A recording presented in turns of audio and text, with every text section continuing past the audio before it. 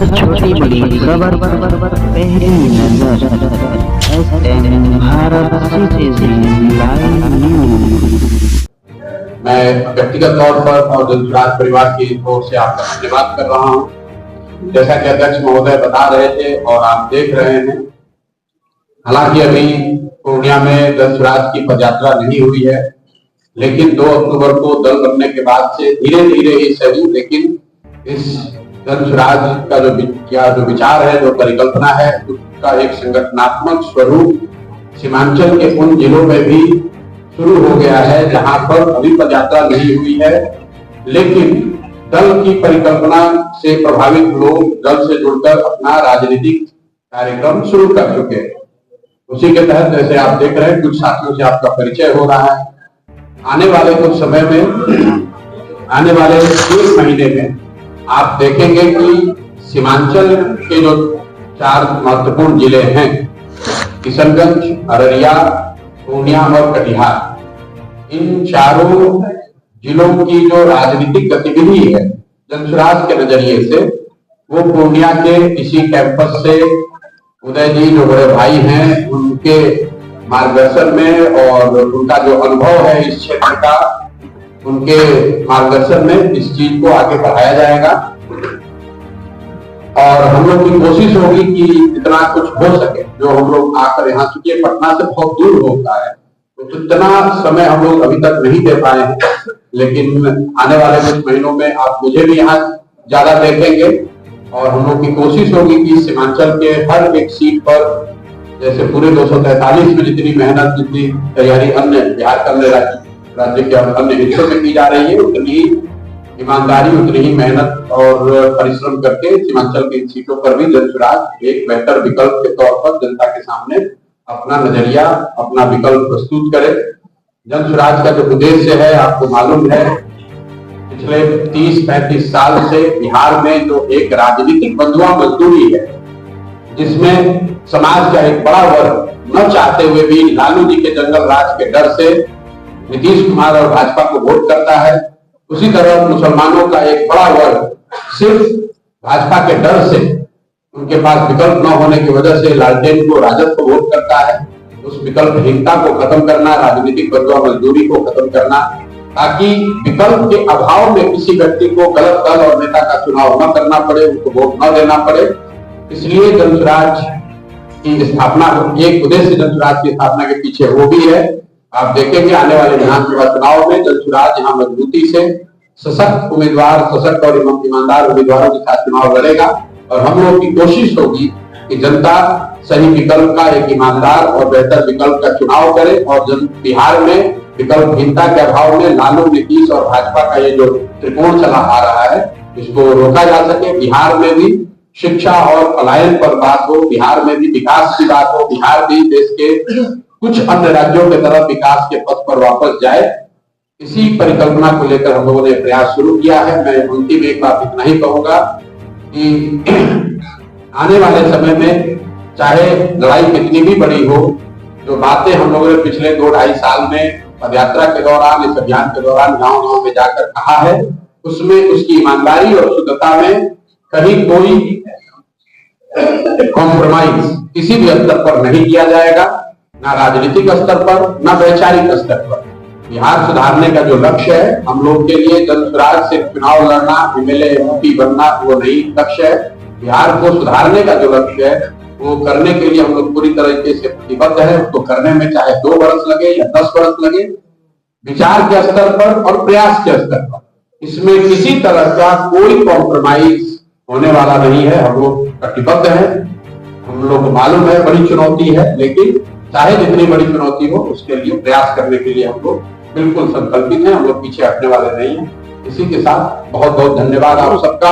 मंच पर मेरे साथ जो बैठे हुए हैं, आप जब सवाल करें तो पूर्णिया और इस सीमांचल एरिया के बारे में इन सबका अनुभव मेरे से कहीं ज्यादा है। तो अगर आपको कोई सवाल पूछना है तो जरूरी नहीं है कि वो सवाल आप मेरे से ही पूछें, इन साथियों से, ये साथी भी उसका उत्तर दे सकते हैं, आप इनसे भी सवाल कर सकते हैं। इलाके में आए हुए यहाँ पप्पू यादव बहुत बड़ा फैक्टर, और आपके खिलाफ वो बयानबाजी भी करते और आप भी उनके खिलाफ बयानबाजी किया, कहाँ उसको चुनौती मानी गई किसी इलाके में? जहां पर आप बैठे हुए हैं, इस शख्स ने ही दिखाया है कि यहाँ पर कोई फैक्टर नहीं है। ये तो उदय सिंह जैसे लोग जब यहाँ पर सक्रिय अभी नहीं है राजनीतिक तौर पर, इलेक्टोरल सेंस में सक्रिय तो समाज के स्तर पर हैं ही, राजनीतिक तौर पर हैं, लेकिन क्योंकि इलेक्टोरल पॉलिटिक्स में उदय जी जैसे जो साथी हैं वो बहुत सक्रिय नहीं है, इसलिए आपको इस तरह के मेंढक लोग दिखते रहते हैं। और मेढकों का काम है बरसात में निकलेंगे तो टर करेंगे तो उससे कोई फर्क नहीं पड़ता। बिहार के दौरे से आए जी,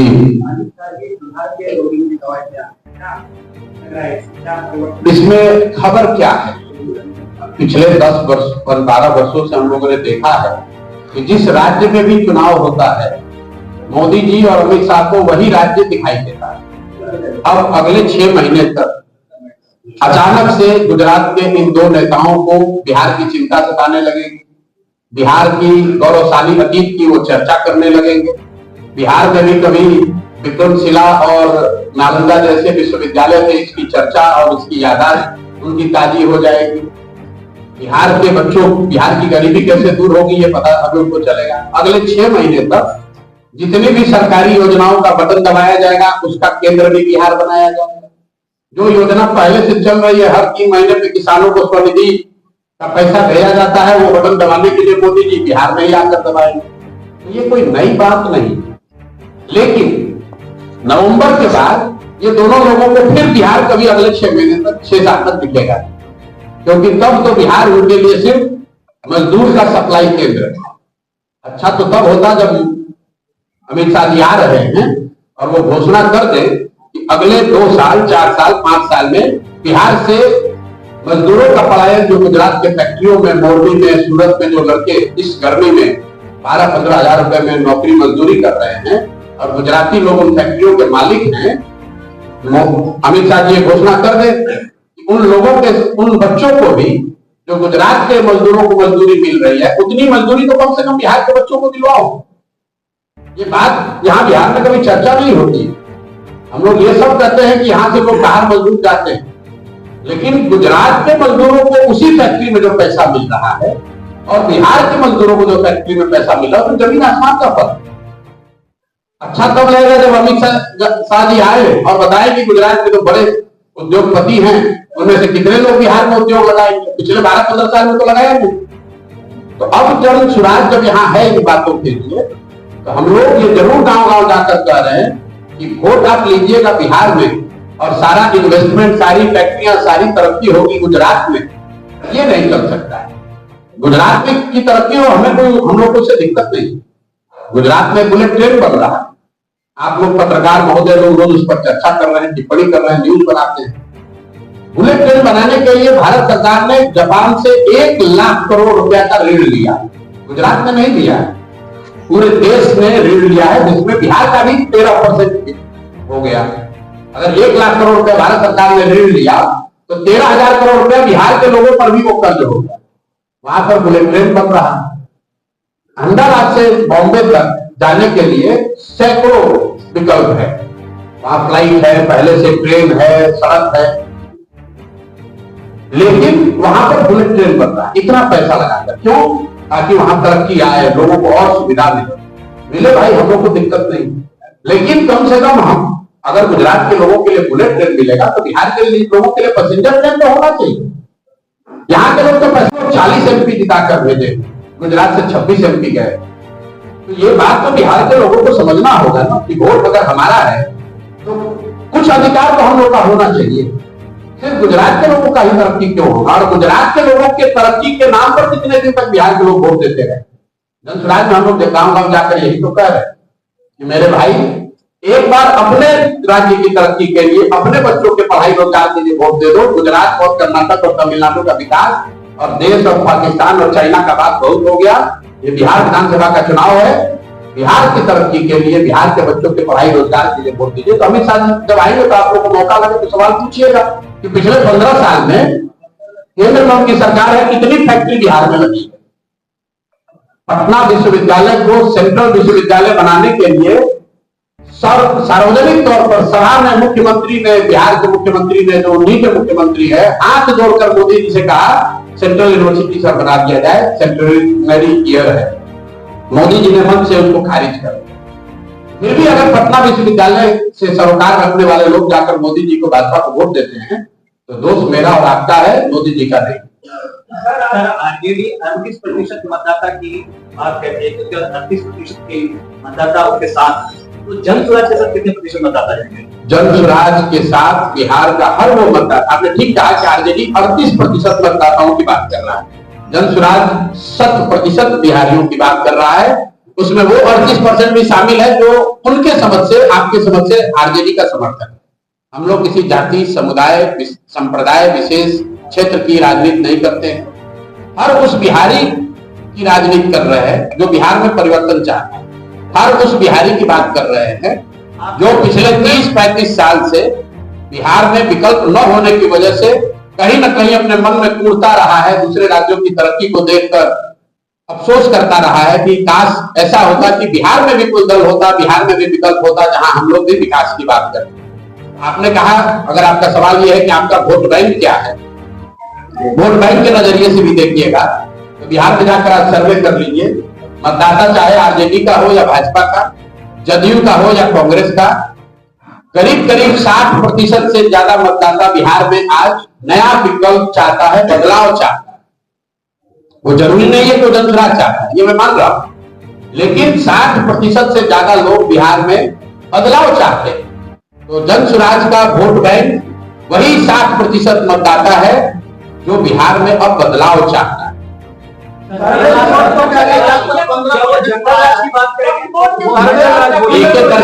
एक एक करके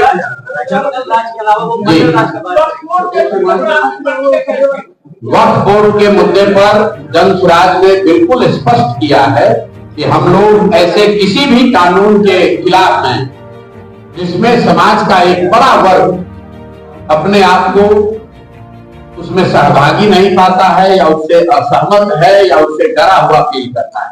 बात इसकी नहीं है कि वक्फ बोर्ड का कानून सही है या गलत, गलत है कुछ लोगों की नजर में, कुछ लोगों की नजर में सही भी हो सकता है, हम लोग की नजर में गलत है। लेकिन सबसे बड़ी बात है कि आप उसको बना कैसे रहे।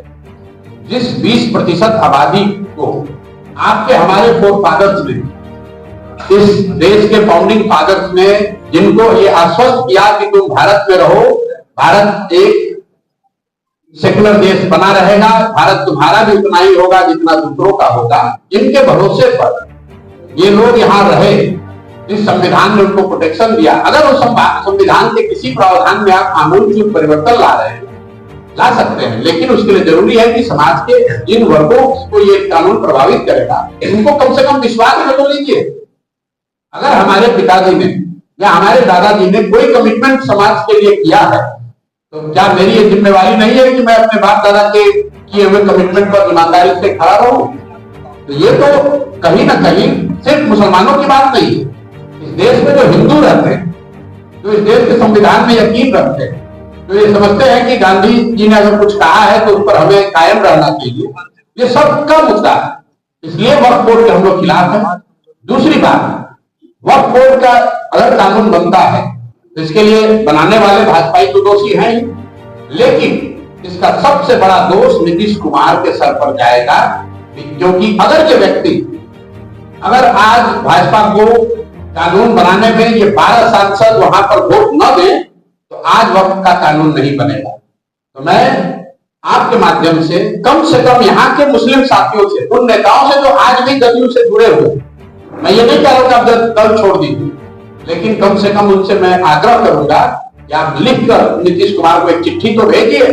अगर वक्त पर आपने भाजपा के साथ मिलकर वोट दिया तो हम लोग आपके विरोध में हैं या हम आपका दल छोड़ेंगे, कम से कम नीतीश कुमार पर इसका दबाव तो बनाइए। भाजपा वालों ने तो अंकित किया है कि भाई हम ये करेंगे, लेकिन नीतीश कुमार यहाँ के मुसलमानों के वोट से, उनके समर्थन से आज कुर्सी पर बैठे। अगर 2015 में नीतीश कुमार को, महागठबंधन को मुसलमानों ने वोट नहीं किया होता तो नीतीश कुमार संन्यास लेकर कहीं गांव में बैठे रहे। इसलिए अगर आप गांधी की बात करते हो, समाजवाद की, लोहिया और जयप्रकाश की बात करते हैं, तो आपकी ये जिम्मेवारी है कि जब आज आपके हाथ में है कि ये कानून बन सकता है या नहीं बन सकता है, तो आपको गांधी के विचारों के साथ खड़ा होना चाहिए, इन लोगों के साथ अन्याय नहीं होने देना चाहिए। और अगर वो नहीं सुनते हैं, वक्त का कानून बनता है तो आप लिख कर रखिए सबसे बड़ा खामियाजा, सबसे बड़ा राजनीतिक नुकसान बिहार में जदयू को होगा, क्योंकि जैसे सीए एनआरसी में नीतीश कुमार ने गलती की तो हम जैसे कई साथियों ने उनका साथ छोड़ा। मुझे लगता है कि वक्त पर अगर नीतीश कुमार ने भाजपा के साथ रहकर वोट किया तो मुसलमानों का जो भी रहा सारा विश्वास या समर्थन उनको हासिल है वो सब कुछ उनसे हट जाएगा। मेरा एक छोटा सा सवाल है, आपने आपकी पार्टी का किया है कि बिहार में 243 सीट पर चुनाव लड़ेगा। पिछले दिनों अध्यक्ष जी आए थे, उन्होंने बोला कि मेरी समस्या ये नहीं है कि हम 243 सीट पर लड़ रहे हैं, समस्या ये है कि कैंडिडेट वो चाहिए जो मानसिक रूप से भ्रष्ट ना हो। यही वर्ड था उनका। मैं ये जानना चाहता हूँ कि ये पैमाना कैसे सेट करेंगे आप कि आपका कैंडिडेट मानसिक रूप से भ्रष्ट नहीं है। देखिए, शब्दों का चयन तो हर व्यक्ति का अपना अपना है, लेकिन बात तो वो यही कह रहे हैं कि जनसुराज उन्हीं लोगों को चुनाव लड़ाएगा जो समाज की नजर में सही है, सही व्यक्ति है, समाज को कुछ देना चाहता है। ये उन लोगों का दल नहीं है जो एमएलए बनकर, मंत्री बनकर, ठेकेदारी करके, शराब बालू के जरिए बहुत पैसा कमाना चाहते हैं। ज्यादातर लोग इसमें वो लोग हैं जो जीवन में जिन्होंने कुछ किया है, हासिल किया है, संघर्ष किया है, समाज के लिए खड़े रहे हैं, और कहीं ना कहीं उनके मन में ये जज्बा है कि अगर कोई सही प्लेटफॉर्म होता तो हम भी जुड़कर समाज के लिए कुछ कर पाते। किसी के पास ये पैमाना नहीं है, हमारे पास कोई क्रिस्टल बॉल नहीं है, थर्मामीटर नहीं है कि मैं बता दूं कौन सही कौन गलत। लेकिन ये भी संभव है कि बहुत ईमानदार व्यक्ति को आप टिकट दीजिए और जीत कर आए तो वो भ्रष्ट हो जाए। लेकिन हम लोग क्या कर रहे हैं, हम लोग सिस्टम को अकाउंटेबल बना रहे हैं। मैं ओपनली मन से कहता हूं कि अगर जनसुराज से भी गलत आदमी खड़ा होता है उसको वोट मत दीजिए, और अगर जनसुराज के सही आदमी को वोट भी दे रहे हैं तो ये कह के दीजिए कि सिर्फ 5 वर्ष के लिए दे रहे हैं। लोकतंत्र में जो आप वोट देते हैं, जो आप विश्वास भरोसा दिखाते हैं, वो 5 वर्ष के लिए, जीवन भर के लिए नहीं। यही बात को हम लोग 2 साल से समझाने की कोशिश कर रहे हैं। इस देश में 5 ऐसे राज्य हैं जहां से पूरे देश की 1/3 इकोनॉमी है। केरल, तमिलनाडु, कर्नाटक, आंध्र प्रदेश और तेलंगाना। ये 5 राज्यों में 1/3 देश की इकोनॉमी है। ये 5 राज्य में अलग अलग भाषा बोली जाती है, अलग अलग विचारधारा के दल वहां पर शासन में हैं, अलग अलग नेता हैं, लेकिन एक चीज कॉमन है, आजादी के बाद आज तक इन 5 राज्यों में कोई एक मुख्यमंत्री, कोई एक नेता 10 वर्ष से ज्यादा मुख्यमंत्री नहीं बना। क्यों? क्योंकि जनता ने उन पर शिकंजा रखा है कि आप काम नहीं करोगे तो आपको हटा दिया जाएगा। बिहार में चाहे जनसुराज की सरकार बने या किसी दूसरे पार्टी की, जब तक नेताओं के मन में ये डर नहीं होगा कि हम काम नहीं करेंगे तो जनता हमको हटाएगी, तब तक सुधार नहीं हो सकता है। जनसुराज भी सुधार नहीं कर पाए। तो हम लोग विकल्प दे रहे हैं ताकि जनता के पास ये अवसर रहे कि जो काम न करे तो किसी दूसरे को चुनिए। बिहार में विकल्प ही नहीं है। लोग जान रहे हैं कि आदमी ने काम नहीं किया, 5 वर्ष भ्रष्टाचार किया, फिर चुनाव आता है, कहता है भैया लालू तो कितना भी आदमी खराब है, लालू के जंगल राज तो ठीक है, तो चलो इसी को वोट दे दो। इसी तरह मुस्लिम साथियों की आप देखिए, सीमांचल में मुसलमान साथियों का क्या हालत है। पढ़ाई के नजरिए से, आर्थिक दृष्टि से, रोजगार के नजरिए से सबसे ज्यादा अगर कोई कष्ट में है तो मुस्लिम परिवार है। बावजूद इसके वो वर्षों से लालू को क्यों वोट दे रहे हैं? इसलिए दे रहे हैं कि सामने भाजपा को वोट दे नहीं सकते। उनके पास विकल्प हो तभी समाज में सुधार होगा। सर, आप विकल्प की बात कर रहे हैं और जातिगत समीकरण जो रहा है बिहार में कहीं काफी रूढ़िवादी तरीके से राजनीति में चलती है। आप जनता को बड़े बड़े शब्दों में बुझाने की आधी कोशिश कर रहे हैं। बाकी पार्टियां भी करती है, हर साल करती है चुनाव, लेकिन पलायन, बेरोजगारी, जस्टिस का बिहार में नहीं आना, ये सबसे बड़ा मुद्दा आप भी बन रहा है। विकल्प के तौर पर अपने को पेश तो कर रहे हैं, लेकिन आपके पास इसका समाधान क्या है? जल्द मेरे भाई, आप यहाँ कितने दिन से पत्रकारिता करते हैं हम नहीं जानते। आपने कहा कि बिहार में जाति के आधार पर, समीकरण के आधार पर चुनाव होता है। आप बताइए कि पूरे बिहार में लोगों ने भाजपा को, मोदी जी को वोट दिया। मोदी जी के जाति के कितने लोग बिहार में रहते हैं? आप तो बहुत भारी पत्रकार हैं। मोदी जी के जाति के कितने लोग बिहार में रहते हैं? जिन लोगों ने नीतीश कुमार को वोट दिया है, नीतीश कुमार के जाति के कितने लोग बिहार में रहते हैं? अगर लालू जी की भी बात कर ले तो लालू जी की जाति के 15-16% लोग बिहार में रहते हैं। तो क्या लालू जी को 15% वोट से आप बिहार जीत जाइएगा? ये जो बात आप लोग रोज फैलाते हैं, ये भी नहीं समझते कि आपको बिहार का कितना बड़ा नुकसान करना। आप कभी बिहार के बाहर जाइए, क्या गुजरात में जातियों की राजनीति नहीं है? 1980 में वहां पर खाम थियरी की बात होती थी, KHAM, क्षत्रिय, हरिजन, आदिवासी और मुस्लिम जो कांग्रेस को वोट करता है। क्या खाम थियरी बिहार में बनाया गया था? कर्नाटक में वोकालिका और लिंगायत की राजनीति होती है, तो क्या वो बिहार में है? कम्मा और रेड्डी आंध्र में राजनीति कर रहे हैं, तो क्या वो बिहार में है? ये कहां से आप लोगों ने दिमाग में बैठा लिया कि खाली बिहार में जात की राजनीति होती है? जाति जो एक मिनट रुकिए, जाति जो है वो समाज की एक सच्चाई है। समाज का जो भी हिस्सा है, अगर समाज में जाति है तो राजनीति में भी उसका कुछ प्रभाव होगा। समाज में अगर हिंदू मुसलमान है तो उसका राजनीति पर प्रभाव होगा। अगर समाज में भ्रष्टाचार है, परिवारवाद है, तो उसका प्रभाव आपको राजनीति में दिखेगा।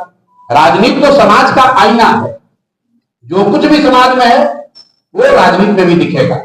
जाति एक बड़ी सच्चाई है, लेकिन जाति एकमात्र सच्चाई नहीं है। मुस्लिम जो है वो क्यों लालू जी को वोट दे रहा है? मुस्लिम की जाति और लालू जी की जाति एक तो नहीं है, वो इसलिए दे रहा है कि वो भाजपा को नहीं दे सकता। इसी तरह बहुत बड़े हिंदू समाज में बहुत जातियां ऐसी हैं, बहुत जाति के लोग ऐसे हैं जो भाजपा को या नीतीश को इसलिए वोट देते हैं कि वो लालू जी के जंगल राज से करते हैं, उनका जातियों से कोई लेना देना नहीं। आप इतना सिंप्लीफाई करके बता देते हैं, आप लोग यहाँ तो सब जाति पर होता है। क्या प्रत्याशियों के चयन में ये प्रेशर रहेगा? जनसुराज को कोई प्रेशर नहीं। जनसुराज को न जाति का प्रेशर है, ना उम्मीदवारों के आर्थिक हैसियत का प्रेशर है। जनसुराज को एक प्रेशर जरूर है कि 2-2.5 साल से गांव-गांव में जो लोगों की आशा अपेक्षा जनसुराज से बनी है, लोग रास्ते चलते आकर कहते हैं भैया आपसे बहुत उम्मीद है, उस उम्मीद पर खरा उतरने का प्रेशर जरूर है कि कहीं कोई गलती ना होगा। सबसे गलती हो सकती है, उस उम्मीद पर खरा उतरने का ऊपर है, दबाव है। जाति का दबाव, पैसे का दबाव, बाहुबल का दबाव वो जनसुराज पर नहीं। नीतीश कुमार का तबियत कैसा है? नीतीश कुमार का तबियत कैसा है तो आप ही हमको बताइएगा। देखिए, हम लोग यहाँ पर कई साथी आपको हंस रहे हैं, ये इतनी दुखदायी स्थिति है कि यहाँ पर अगर किसी सिपाही की टीचर की भी भर्ती होती है तो उसके स्वास्थ्य की जांच होती है। अगर मेडिकल फिटनेस ना हो तो आप सिपाही भी नहीं बन सकते। 13 करोड़ लोगों का भविष्य, आपका और आपके बच्चों का भविष्य एक ऐसे व्यक्ति के हाथ में आज है जिसके मानसिक स्थिति के, जिसके मानसिक स्वास्थ्य को लेकर हर तरह का स्पेकुलेशन चल रहा है। और ऐसा नहीं है कि ये आपको हमको पता है तो नरेंद्र मोदी और अमित शाह जी को इसकी जानकारी नहीं। सबको मालूम है कि नीतीश कुमार शारीरिक तौर पर थक गए हैं और मानसिक तौर पर कहीं ना कहीं स्वस्थ नहीं है। ये बात हम नहीं कह रहे। सबसे पहले नीतीश कुमार जी के मानसिक स्वास्थ्य पर टिप्पणी उन्हीं के मित्र भाजपा के बड़े नेता सुशील मोदी ने किया। आप जाकर वीडियो देख लीजिए। नवंबर 2023 में विधानसभा के सामने सुशील मोदी ने कहा कि नीतीश कुमार की को मानसिक रोग हो गया है, गंभीर मानसिक बीमारी हो गई। उसके बाद से तमाम नेता ये बात कहते रहे। हम लोगों ने जनसुराज में कभी किसी के व्यक्तिगत स्वास्थ्य पर उस पर टिप्पणी नहीं की है। मैंने टिप्पणी पहली बार जनवरी में किया, जब बीपीएससी अभ्यर्थियों के आंदोलन में सरकार से बातचीत के दौरान हम लोग को यह एहसास हुआ कि नीतीश कुमार को ज्यादातर बातें या तो समझ में नहीं आ रही है, तो याद भी नहीं रहा। तो हम लोगों ने ये डिमांड करी है कि भाई ये रोज की चर्चा बंद हो। इसके लिए जरूरी है कि नीतीश कुमार स्वयं से एक मेंटल फिटनेस का रिपोर्ट जारी कर दे। वो न करे तो कम से कम पत्रकारों के सामने आकर, कुछ नहीं तो अपने राज्य के जिला का नाम बता दे, मंत्रिपरिषद के साथियों का नाम बता दे। जहां तक हम लोग जानते हैं नीतीश कुमार अपने मंत्रिपरिषद के साथियों का नाम बताने की स्थिति में आज नहीं, फिर भी उनको मुख्यमंत्री बना के रखा है। किसने रखा है? भाजपाइयों ने रखा है। जो भाजपा दूसरे राज्यों में दूसरे दलों को तो सरकार बनाता है, कोई ये पूछने वाला नहीं है कि भाई बिहार में तुम्हारे 75 विधायक थे, नीतीश जी के 42 है, तुम इतना बड़ा दरिया दिल कैसे हो गए हो कि नीतीश जी को मुख्यमंत्री बना रखा है। तो मेरे भाई, ये बिहार की तकदीर में ये हमेशा गलती रही है। जैसे पहले कांग्रेसियों ने हम लोग को लालू के हाथ में बेचा, उसी तरह भाजपाइयों ने बिहार के लोगों के भविष्य को नीतीश के हाथ में बेच दिया है। इसीलिए मैं हमेशा कहता हूं कि बिहार के बर्बादी के लिए जिम्मेवार लालू नीतीश हैं, लेकिन इसके असली गुनाहगार कांग्रेसी और भाजपाई हैं। क्योंकि चाहे जितनी भी बिहार की जनता बेवकूफ हो, जितना भी जातियों में बता रहे, आपको एक आंकड़ा दे देता हूं। लालू जी अपने जीवन में बिहार में एक ही बार जीते हैं, 1995 में। उसके बाद लालू जी जितनी बार सत्ता में आए वो कांग्रेस जैसे दलों के सहयोग से आए। नीतीश कुमार अपने लंबे जीवन काल में सिर्फ एक बार 117 तक पहुंच पाए 2010 में। उसके बाद जितने बार मुख्यमंत्री रहे वो भाजपा के सहयोग से रहे। तो असली गुनाहगार कहीं ना कहीं भाजपा और कांग्रेस है, जो चंद सांसदों के समर्थन के लालच में बिहार की चिंता नहीं करते हैं। दिल्ली में बैठ के सोनिया गांधी को अगर 15-20 सांसदों का समर्थन लालू जी देते रहे तो बिहार में जंगल राज उनको नहीं दिखेगा। उसी तरीके से आज 12-15 सांसदों का सहयोग मोदी जी को मिल रहा है तो उनको बिहार के लोगों की त्रासदी, बिहार के बच्चों की अशिक्षा, पलायन उनको नहीं दिखेगा।